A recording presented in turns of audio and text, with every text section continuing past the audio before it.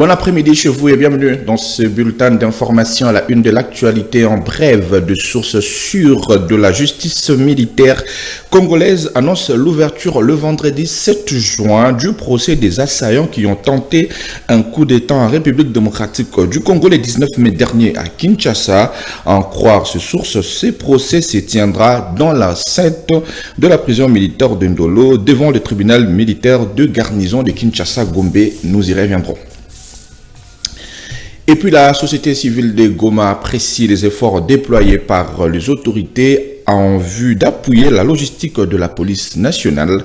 Cependant, il y a encore beaucoup à faire pour restaurer la paix dans la ville de Goma et ses environs. C'est ce qu'a dit Marion Gavo Kambale, président de la société civile de Goma, à Rachel Adassa Liwala. La ville de Goma a 2 communes, 18 quartiers. Et donc, nous saluons d'abord les efforts du gouverneur militaire depuis qu'il est en train d'essayer d'appuyer la logistique de la police. Hier, par exemple, il a remis des jeeps pour les opérations de sécurisation de la ville de Goma et des environs. Nous pensons que c'est bon également avec des décisions telles que ne pas voir tous ceux qui se promènent en tenue civile dans la ville de Goma, les Ouazalendou, même les civils qui porteraient des tenues semblables aux tenues militaires. Nous disons que c'est bon, mais il y a encore beaucoup à faire. Nous avons vu qu'avec la logistique, il y a un peu d'amélioration, juste un peu d'amélioration au niveau sécuritaire, mais il y a encore beaucoup à faire.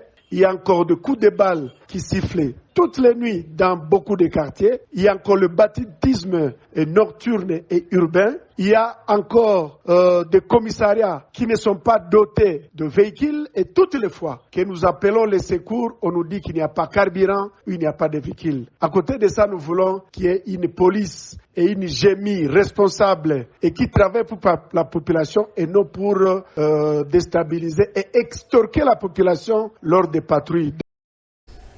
Et puis autre chose à présent, Salomo Kalonda Dela s'est fait identifier le mercredi 5 juin dernier en qualité du sénateur de la province du Haut-Katanga. Dans son mot, le conseil spécial de Moïse Katumbi a placé son mandat sous le signe de la paix, l'unité et la réconciliation. Salomo Kalonda encourage par ailleurs la majorité présidentielle à plus de concessions en ce qui concerne le poste des bureaux définitifs au sein du Parlement. Rachel Adassa Liwala revient. Dans une interview accordée ce mercredi 5 juin à la presse après son identification au Sénat en tant qu'élu du Haut-Katanga, Salomo Kalonda affirme avoir placé son mandat sous les signes de la paix, l'unité et la réconciliation. Il a par ailleurs encouragé la majorité présidentielle à octroyer des postes significatifs à l'opposition, chose qui leur encouragerait à lutter dans les institutions. Moi, j'ai placé mon mandat dans les signes de la paix, de la réconciliation et de l'unité nationale. Sans cela, il n'y aura pas de développement dans ce pays. Et donc, le socle de tout ça, c'est la paix, c'est l'unité, c'est la réconciliation. Et donc, moi, tout ce que je ferai au Sénat, c'est pour aller dans ce sens. Ce pays est très fragile. C'est très fragile et donc chacun doit mettre un peu de sien pour que nous puissions avancer. Deuxièmement, le rôle du sénateur, c'est le contrôle. Ce contrôle, vous savez, beaucoup de détournements. L'argent n'arrive pas là où ça doit arriver. Il faudrait que nous avons beaucoup d'argent dans ce pays. Mais il faudrait que le Congolais sente réellement que nous sommes un pays riche. Et pour cela, il faut un bon contrôle parlementaire. Et cela, on sera très rigoureux par rapport à ça. Il faut noter que ce proche collaborateur de Moïse Katumbi, plus connu sous l'appellation des Escadela, a récemment bénéficié d'une liberté provisoire consécutivement à son état de santé qui s'est dégradé après 10 mois d'emprisonnement. Il est accusé notamment d'atteinte à la sûreté de l'État. Et en économie, pour finir, un changement exclusif sera opéré dans les paysages économiques de la République démocratique du Congo. À partir du 31 juillet prochain, les terminaux de paiement électroniques seront paramétrés en francs congolais. Une mesure prise par la Banque centrale du Congo en vue de valoriser la monnaie nationale. Approché à ce sujet, l'économiste Dadi Salé salue cette décision. L'expert précise par ailleurs qu'il faudra que cela soit une stratégie monétaire globale pour atteindre le but poursuivi. Ida Maloba et Didier Moulamba. Pour le professeur Dadi Saleh, économiste, la décision qui vient d'être prise est celle qui respecte les lois économiques. À l'en croire, aucune loi n'autorise la circulation de 2 monnaies pour un marché. On dit toujours mieux vaut tard que jamais et on encourage cette décision. Normalement, pour l'instant, nous avons une dollarisation de notre marché et nous l'avons toujours fustigé parce que c'est contre la loi. Donc tout ce qui se passe là, c'est contre la loi. On ne peut pas utiliser 2 monnaies qui circulent.